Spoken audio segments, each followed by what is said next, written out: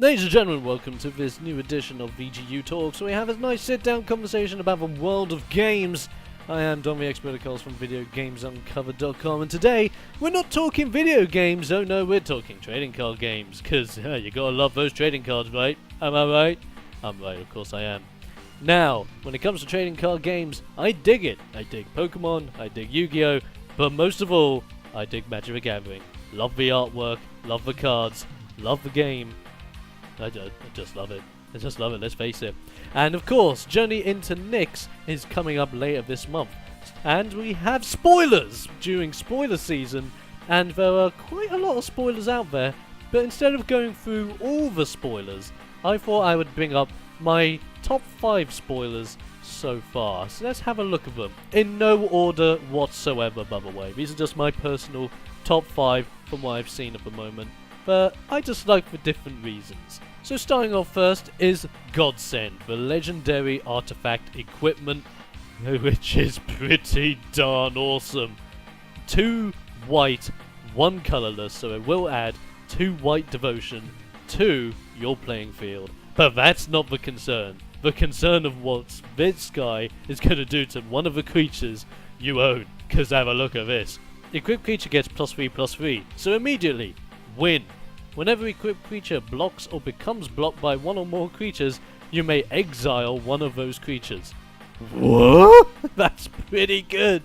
So, if your opponent blocks a creature that has this on it, you can just go, exile. Ooh! Now that's really good play! But it gets worse. The opponent can't cast cards with the same name as cards exiled with Godsend. Oh my days. So if your opponent is running a deck consisting of, I don't know, let's say they're dragons, for example, you take out one of his dragons with Godsend using exile. Oh wait, you can't use any of your other dragons, can you? Because they're all the same name. Have I just locked you down? I think I just did. Godsend will see play. I can see this using great play, even if it's just casual tabletop play. Oh, it's good. I really dig this card. And so much flavor coming from it with Elspeth. Love it. Number 2 that I have at the moment is Extinguish All Hope, which I think is the best black card in the spoilers so far.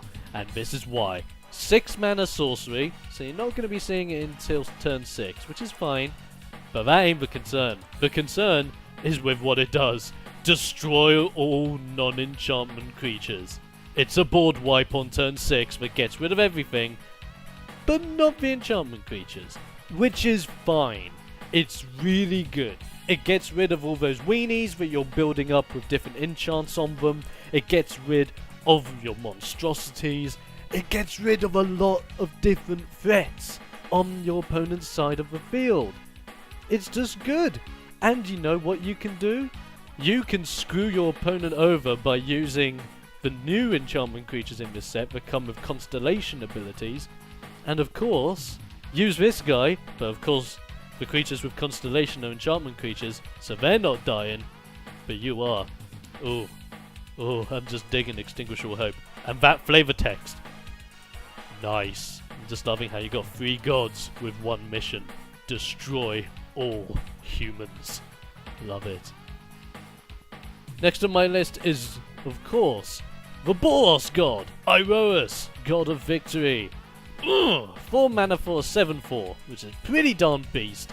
Indestructible, and as long as your devotion is less than 7 to red and white, Iros isn't a creature, which of course is a god thing, so that's absolutely fine. Now, these are the 2 abilities you need to watch out for.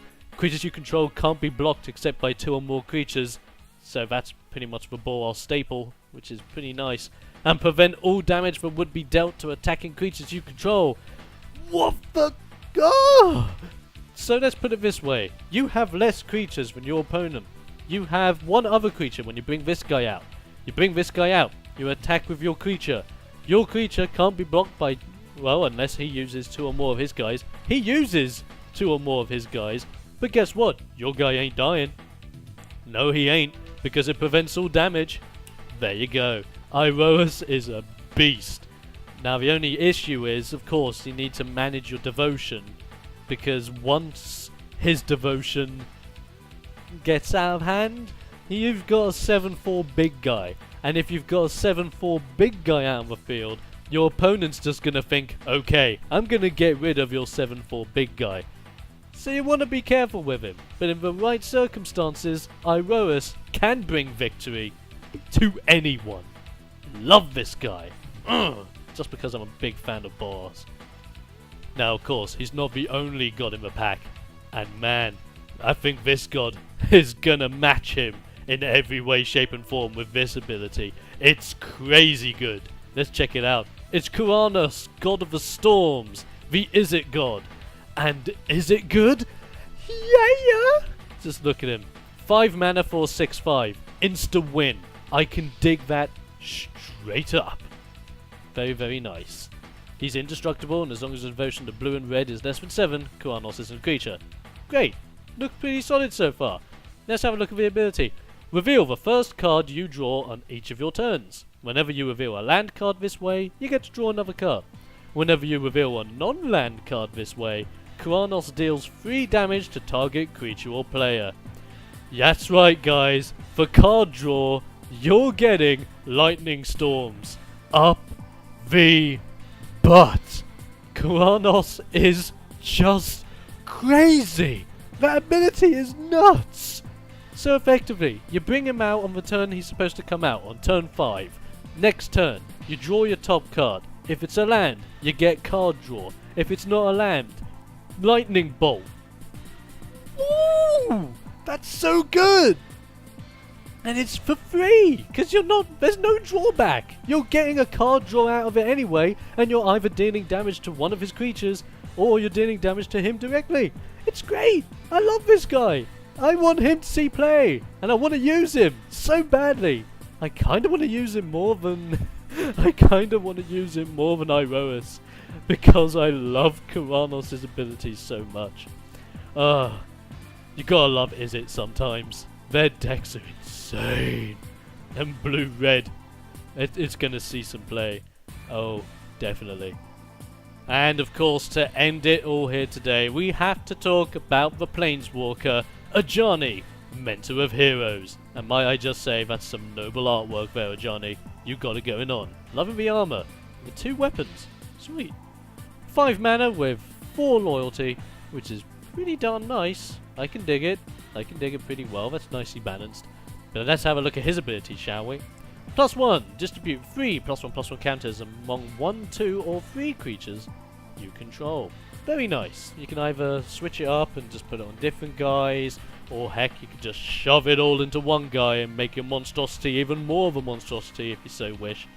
It's up to you. It also works well with other cards in the set that have something to do with counters. So keep that in mind if you are rolling with Ajani. He can see some play with those cards, which I think would be interesting.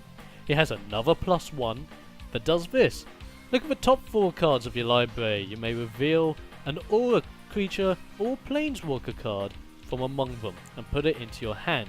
Put the rest on the bottom of your library in any order. So card draw for +1. That's pretty sweet. It's a card draw that only allows you to get an aura creature or planeswalker, so it is limiting you, but heck, if you're running with Ajani, you've probably got quite a nice set of auras or creatures with you anyway, so of course, as long as you're getting an aura or creature within those top 4 cards, you're doing it good. And if you don't find anything there, you can just put those on the bottom of your deck in any order, do it again next turn. It's fine. Now of course, his -8 ability, little bit iffy, but I think it can still see play. -8, you gain 100 life.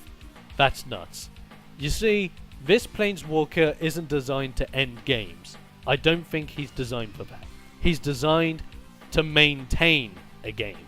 So let's say, for example, you're losing and you need some way to maintain or keep yourself from dying. Ajani can help you out, both for your creatures, both for your card draw, and also, of course, for your life if you really need 100 life. 100 life is annoying, but heck, if someone has 100 life, you're going to try and get rid of them in a different way, surely.